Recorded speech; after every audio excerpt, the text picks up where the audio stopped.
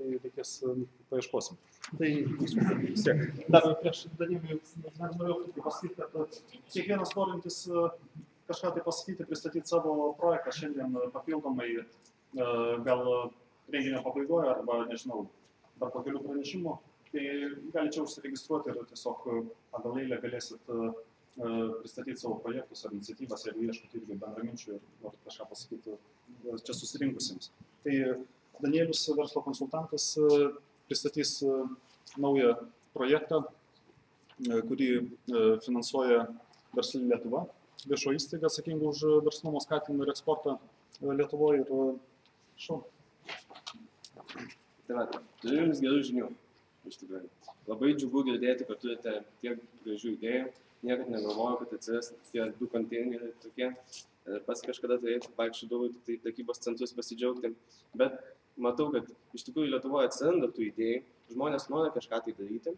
Ir aš norėčiau pristatyti šiandien tą dalyką, sakykime, programą, kuri padės toms idėjams materializuotis su didesnė sėkmė. Bet visų pirma, aš norėčiau paklausti, kiek iš jūsų šiuo metu daro kažkokius startupus, kažkokias iniciatyvas, gal pakelkite rankas.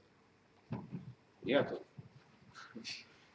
Surinkom tą 1% Lietuvos į vieną vietą.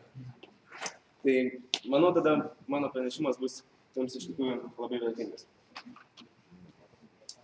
Man labai patinka šitas europinių fondų parašymas Kuriame Lietuvos ateitį. Prieš kelis metus buvau kažkokioj konferencijai, kur aiškinom, kokia Lietuvos ateitis bus. Ir mums aiškino, kad Lietuvos ateitis bus inovacijos. Labai džiaugiausi aš tuo, bet taip pat dar netikėjau, kad čia valstybė kažką tai padarys. Geriau patys einam darom, kažkada tai ėjom darom tos startup weekendus, užsikūrė visą šitą bendruomenę. Užtat labai smagu buvo. Bet dabar, kuo toliau, norėčiau pasidžiaugti, kad iš valstybės pusės, iš institucijų pusės yra tas supratimas, kad mes turime būti inovacijų šalis ir reikia tai puoselėti. Tai, man atrodo, Versli Lietuva žengia viso to prieš akį. Kadangi jau vien tas faktas, kad šitas renginys yra remiamas Verslios Lietuvos, jau rodo, kad kažkam tai ne vis vien ir visus tos jūsų idėjos, kurias jūs čia pristatinėjate, taip pat yra prižiūrimas kažko tai ir stengiamasi padėti. Tai va, norim turėti daugiau idėjų, daugiau inovacijų, bet kas gaunas? Žinote, kad Lietuva iš tikrųjų pirmauja pagal nepasisekusių verslų skaičių, man atrodo, Europą. Kaip taip gali būti? Tai iš tikrųjų, ką mes norime padaryti, mes norime šitą rodiklį, sakykime, sumažinti. Mes norime, kad tos iniciatyvos, kurios prasideda, jos iš tikrųjų pasisektų, tiesiog, kad nefeilintų. Ir prieš kažkiek laiko Versli Lietuva paskelbė viešąjį konkursą, kuris sakė, konsultacijos inovatyvių verslų ir ten infrastruktūros sukūrimas. Pamatęs tą tenderį labai apsidžiaugiau. Sakau, o čia reikia mums dalyvauti. Todėl norėčiau pristatyti, kas ta Civita yra. Mane pristatė kaip verslo konsultantą, aš labiau jaučiuosi kaip startuperis. Nes Civita yra iš tikrųjų startupas, mes pradėjom prieš 2 metus, panašiai su Startup Weekendu pirmoju, ir dabar išaugom nuo 0 žmonių iki 40 Lietuvoje. Ir užsiemam iš tikrųjų verslo konsultacijom. Taigi toks įdomus startup. Ir tarp mūsų, sakykime, verslo konsultantų yra nemažai žmonių, kurie turėjo savo startupus, dabar turi. Aš pats kelis feilinau, turiu kelis dabar. Ir skaitau Civitą taip pat kaip vieną iš mano tokių startupų. Yra žmonės, kurie mokėsi Stanforde ir Harvarde, ir jie taip pat ant tų startupų darė ir taip toliau. Tai sutraukim tokius vertybiškus žmonės, kurie taip pat nori kažką tai pakeisti, kažką tai gerą padaryti. Ir sakom, dalyvaujam šitam viešajam konkursam ir paėmėm laimėjom. Tai dabar mes turime surinkę komandą profesionalų, kurie yra pasiruošę padėti jums įgyvendinti jūsų, sakykime, startupus. Tai dabar, kas dažniausiai vyksta, kodėl tie startupai taip dažnai feilina?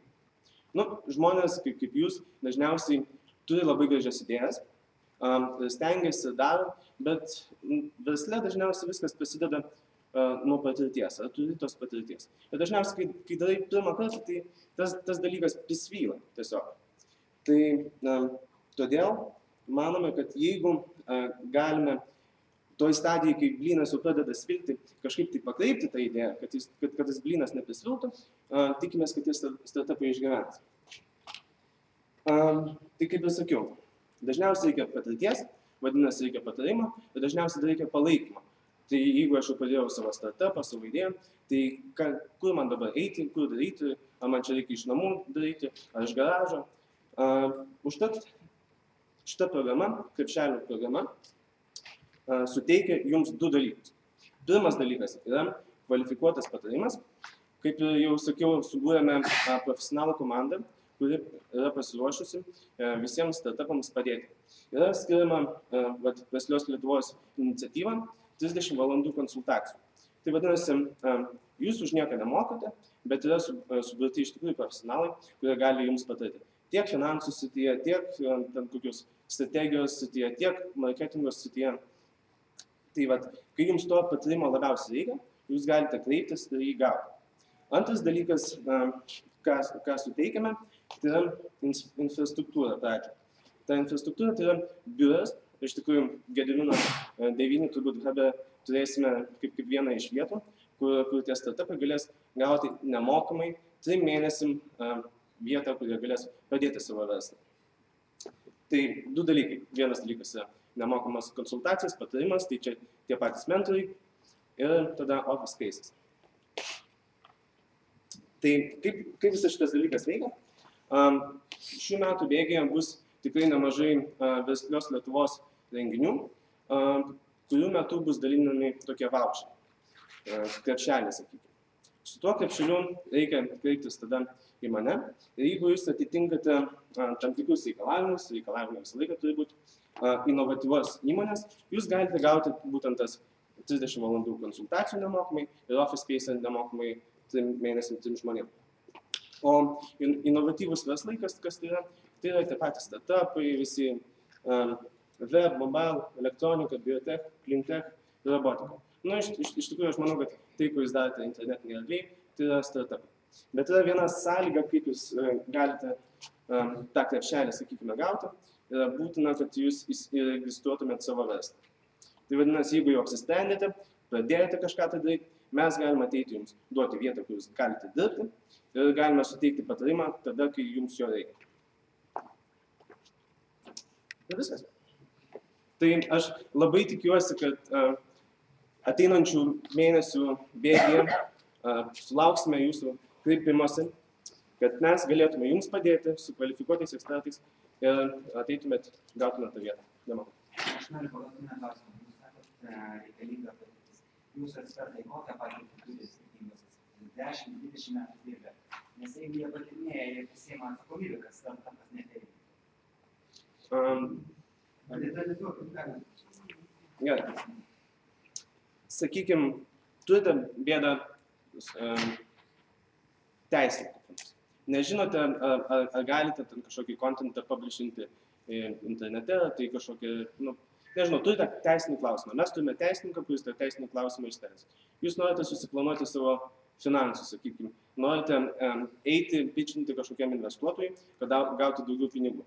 Bet jūs niekad nesate baigę, sakykime, kažkokių verslo studijų, nežinote gal kaip tą verslo planą parengti, finansinę dalį parengti. Tai šioje vietoje mes duotume jums ekspertą finansų srityje, kuris padėtų jums tą finansinį planą susidėlioti. Tiesiog tada jūs, kai jūs turite konkrečią problemą, mes turime ekspertus, kurie tai gali išspręsti.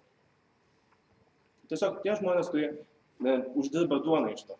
Ta prasme, teisininkas, aš nesu teisininkas, negaliu duoti teisinio patarimo. Bet yra teisininkai, kurie turi teisinį išsilavinimą, kurie yra dirbę šioje srityje 10-20 metų. Ir mes galime būtent tokį ekspertą, atitinkantį jūsų poreikius atrasti ir jūs galėsite paklausti, ko jums reikia. Mano kolegos norėjo paklausti, kai jūsų teisininkas tą patį kontentą publišinimo pasakė, kad taip galima, o po to mane iš Šiaurės Ameriką, kas tradicijos per išsiuntė, ir dabar pasirasis atvejais. Jis prisėmė atsakomybę už tai.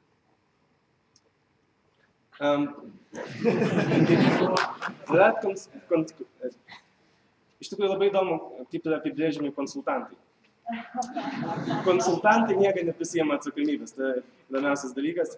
Iš tikrųjų, visą laiką paskutinis sprendimo priėmėjas esate jūs darote savo verslą, tai tikrai nesitikėkite, kad kažkas tai už jūs ten tos, nežinau, kažką tai smarkiai darys, ten jūs nebusite atsakingas ir jūsų tai bus verslas. Jeigu jūs esate atsakingas, tai galvokite savo galvą iš tikrųjų. Mes stengsimės padėti kiek tik tai galėsime.